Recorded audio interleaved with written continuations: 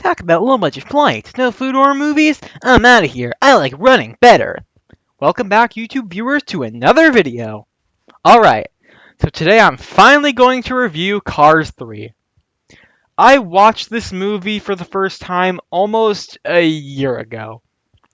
I said when I did my Pixar ranking that I was going to review this soon, as well as the first film. And I said that in July, I think. And then I didn't review the first Cars until December of last year, which was my last video of last year. And now I'm finally getting around to Cars 3 because I recently rewatched these films. Now, before I get into the review, I'd like to say that I'm going to give my quick thoughts on Cars 2 because I just don't have it in me to do a full review of that movie. The only movies I will give a full review are for movies that I give an 8 out of 10 or above, or movies that I really don't like. You're not going to see me talk about a 6 out of 10, because what do I have to say about that? It was okay, I guess. Okay. Cars 2 is a 7 out of 10. I think it's good. I like it. I understand why people don't like it, but I think it's overhated. It's got great visuals, great music. It's a cool tribute to old spy thrillers. And I think it does actually respect the first film's characters. The problem is just that it doesn't focus on Lightning McQueen. He is the subplot when he should have been the main plot. Mater should have been the subplot. If that movie had focused more on Lightning McQueen, it would have helped Cars 3 work even better than I already think it does. Because yeah, I think Cars 3 is really good, if you couldn't tell by the title. So okay, reminder, check me out in my Letterboxd and my Serialized, will link in the description. Without further ado, let's do it to it and dive on into Cars 3. Okay, first there's talk about Lightning McQueen himself. Lightning McQueen's arc here is just really good. It's sort of like Toy Story, the Toy Story trilogy in a sense, which is how do we deal with our seeming obsolescence if it's handled in a different way. Toy Story was about, toys. In the first film, the idea of how do we deal with obsolescence is handled by Woody feeling like, oh, I was Andy's favorite toy, but now he doesn't want to play with me anymore. Now I'm useless. And learning at the end that if Andy really cared about him, he'll love Woody and Buzz. Toy Story 2? A toy breaks. Doesn't that mean that eventually toys don't last forever? A kid will get rid of us and we become obsolete? He says that. But what he learns, yeah, we do become obsolete eventually, but we still matter to our kid and we need to stick by our kid. Toy Story 3? Okay, now our kid actually doesn't want us anymore. And you're contrasted with a villain who has the idea that a kid never really loved a toy at all. We are just waiting to be thrown away. So Cars 3 tackles obsolescence in the terms of aging. Because remember, these movies are about talking cars. And cars, in real life, rust. They age. They break down. So while at first I was thinking that I feel like they shouldn't be treating Lightning McQueen like he's such an old man. I mean, he still sounds the same as he did in the first movie. I mean, that movie only came out 11 years earlier, but then if you think about how Lightning McQueen is a car, not a human being. Cars go through plenty of upgrades in 11 years, and it's probably been a little more than that in universe, even if not much. So, I think them tackling the idea of Lightning McQueen is a car, and no matter how strong, no matter how fast he was, eventually he will break down. That's just a really interesting idea. Yeah, I think they make too many old jokes about him, but I still think it's a really good idea that is handled exceptionally well. He gets to meet up with Doc's old racing buddies, who are cars that are even older than him, as you can tell just by looking at them. I mean, one of them looks like a Model T, for crying out loud. I don't really know much about cars, but I know some. I mean, but real life cars, not the movies. Duh, what do you think I'm talking about? But anyway, so yeah, I just like Lightning McQueen's arc. At first, he's obsessed with the idea that I can do this. I'm Lightning McQueen. I won 42 losers, 1 winner. I eat losers for breakfast, all that iconic stuff. At the beginning, he sees that, all his old racing buddies, which, again, if Cars 2 had actually focused on that, maybe this scene in Cars 3 would have had more of an impact. But anyway, so yeah, in Cars 3, We see how Lightning McQueen had all these racing buddies for a few years, but they're retiring. His sponsors from the first film, who gave him his big break, they sold their business. Lightning McQueen is on his own. He refuses to accept the change, but yeah, all these younger races are coming into the scene, just like he did all those years ago. He is the last of a dying breed, essentially. And it's handled really well. I mean, we get to see Chick Hicks, who is years later is flaunting that, oh look, I won the Piston Cup, guys, and saying how much of a loser Lightning McQueen is on TV and all that. Which that was a great addition, by the way. I'm so glad they brought Chick Hicks back for this, but yeah, I just think Lightning's arc here is really good. I mean, yeah, because it's one thing to tackle the idea of, okay, he's obsolete now, but the film doesn't just make it, okay, Lightning McQueen is a car, he's old, he accepts that at the end, and he's done. That would feel kind of anticlimactic and a little rude to the character. So what the movie does is say that, hey, he may not be able to be the super fast, great racer he used to be, but that doesn't mean he can't be a part of the world of racing anymore. So at the end, he decides to become a mentor and be a crew chief. Give advice, because he's got plenty of advice to give, just like Doc did for him. He was a great racer who was able to pass on what he knew to a rookie. It's just really well done thematic stuff, you know? Also, one more thing I'd like to point out. Oh yeah, I like how the big race, which I'll get into later, shows that even though Lightning McQueen is really old and out of and just isn't what he used to be, he is still one of the fastest cars. I mean, it's kind of like a real athlete. Again, I don't know much about sports, but I still know this.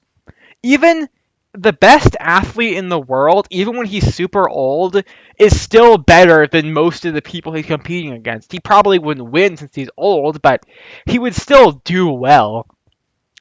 But speaking of Lightning McQueen being a mentor, he gets to mentor Cruz.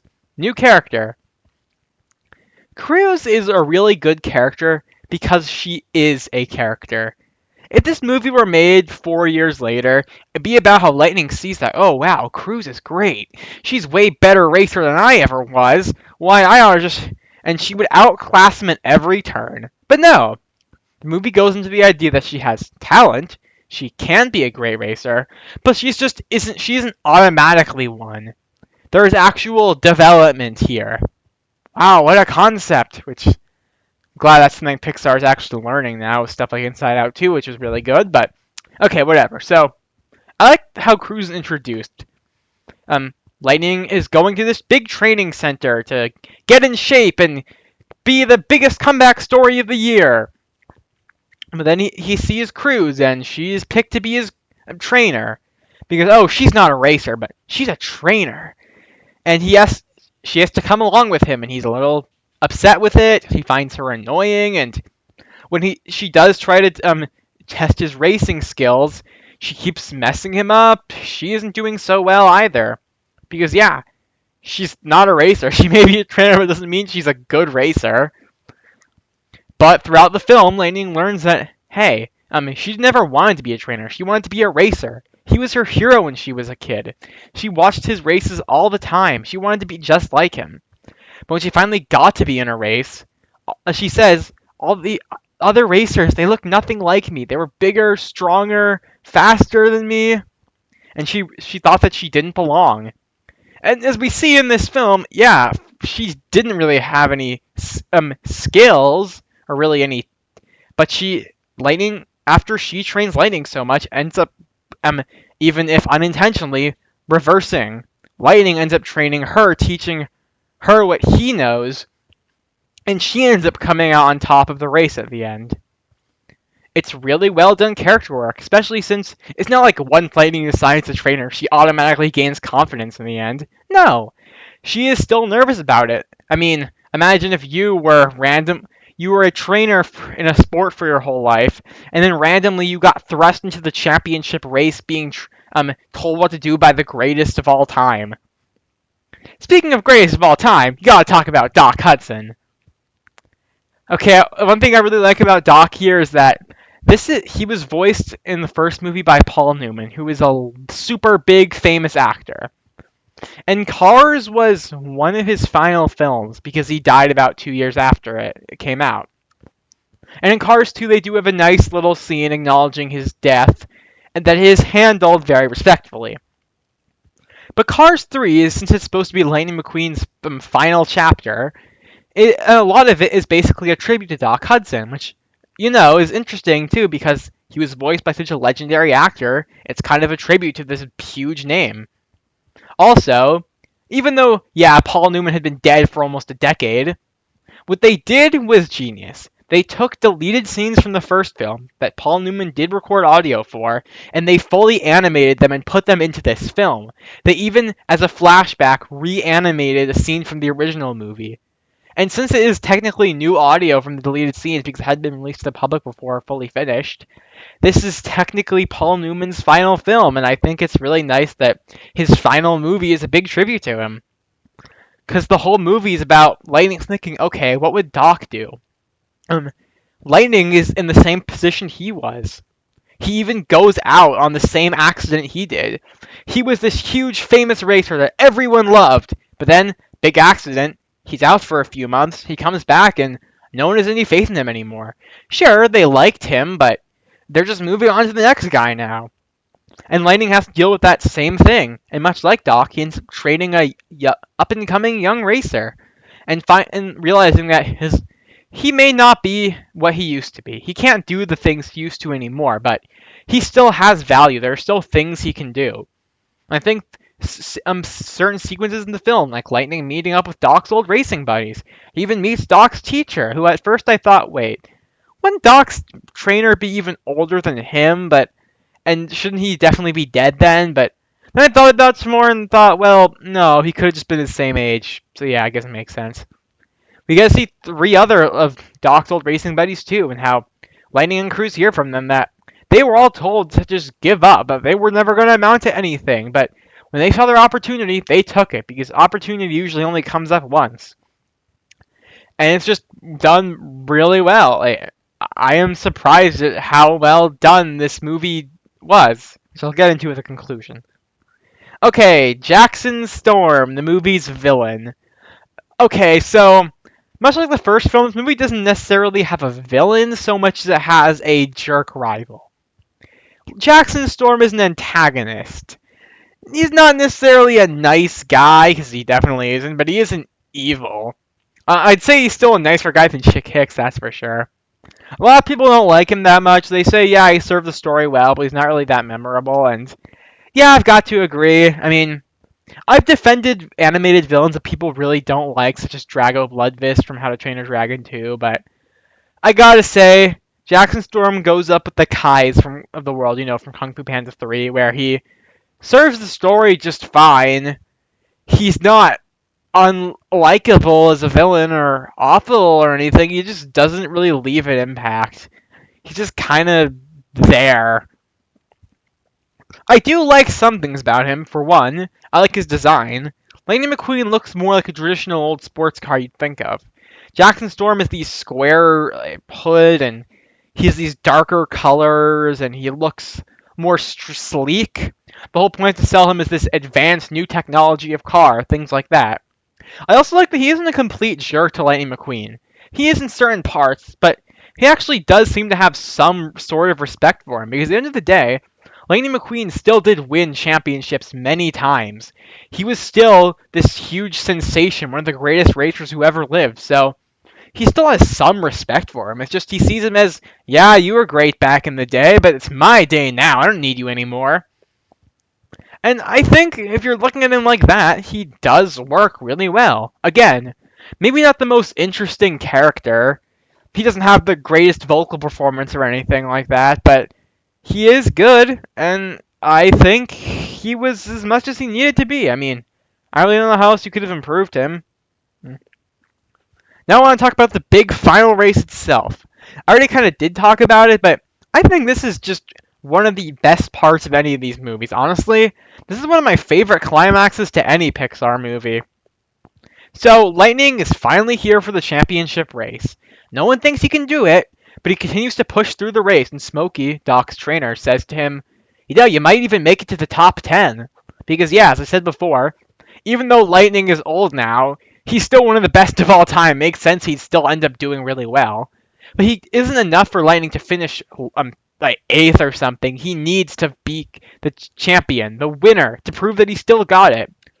But he realizes that he doesn't have what it takes to be number 1 anymore. Not because he doesn't have the drive or the determination. It literally is impossible for him.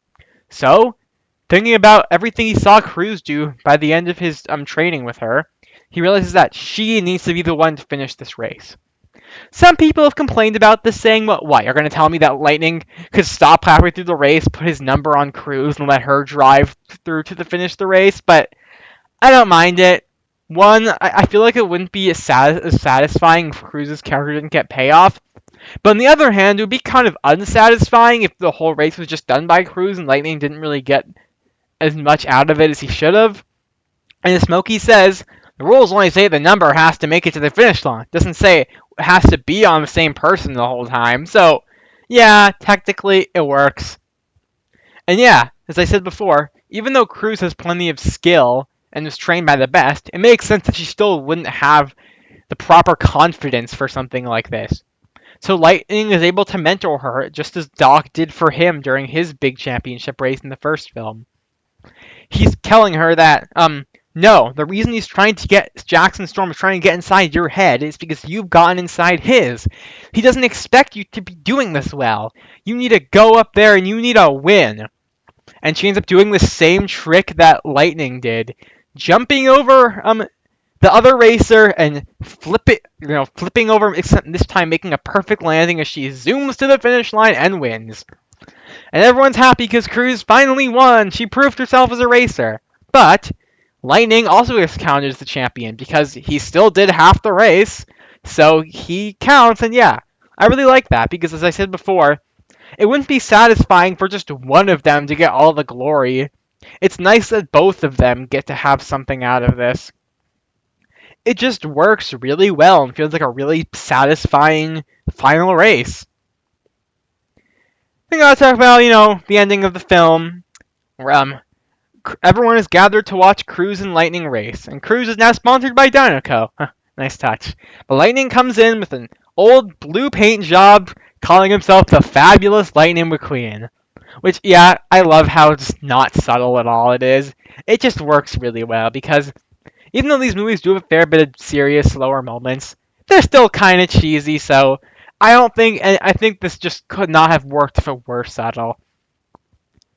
It's just, yeah, great tribute to Doc for works really well for Lightning's character. He may not be doing races anymore, but now he's going to train the next generation, pass on what he's learned. And I think that's just a really powerful, surprisingly good ending. I mean, I don't think anyone needed Cars 3 or wanted this movie. I will say also, I do genuinely get kind of teary-eyed when Lightning sees Cruz pass the finish lines. Everyone cheers her on, and he says, "Kid's got a lot of stuff, eh, Doc?" This movie did not need to be as good as it is. And yeah, I love the final shot of this film. A picture of Lightning and Doc, and right next to is a picture of Lightning and Cruz. Just peak. I mean, I'm not gonna call this movie a masterpiece. It's an 8 out of 10, not a 9, but because at the end of the day, it's just not quite as engaging as other Pixar films. I mean, there's still some other stuff I could talk about. Thunder Hollow, which I actually did like that whole sequence, even though a lot of people don't like it. I'm not really a fan of how Mater was kind of sidelined, which, yeah, I know, people hated Cars too, so they had to give Mater barely any screen time, but the screen time he does get here, I think, is genuinely really good. The whole scene where he and Lightning just talk over the computer, I thought that was a really nice, slow scene. And yeah, this movie just ties up Lightning McQueen's story really well. Why is this movie better than Kung Fu Panda 3? By the way, I really like Kung Fu Panda 3 a lot. It's just, I'm genuinely surprised that this ended up being better than that. Because yeah, nobody wanted Cars 3. The first Cars film was a fair amount of fans. I'm one of them. But it doesn't change the fact that it's still viewed by a lot of people as being really dumb, which I'm sure they wouldn't if it weren't for the fact that it were about talking cars. Can't they see past that? But anyway, Yeah, that movie wasn't exactly viewed the fondest, but it wasn't hated or anything. Cars 2, however, was definitely hated. People despise Cars 2. You got everyone like Chaffrill's Productions, who I do like, but I mean, I don't think it's fair of him to call it the worst Pixar movie of all time and say that there's enough here for 3 whole cinematic disaster videos. You want to talk 3 whole cinematic disaster videos? Try Lightyear or The Boss Baby or something. I don't know. Lego Ninjago movie. But Cars 3 though, I also have to say that yeah, people hated Cars 2. No one wanted another Cars movie.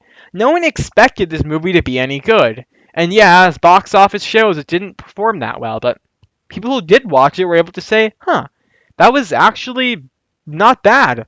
Even people who didn't like the first film were able to say that, oh, that was probably the best one. Pretty good. Kind of liked it.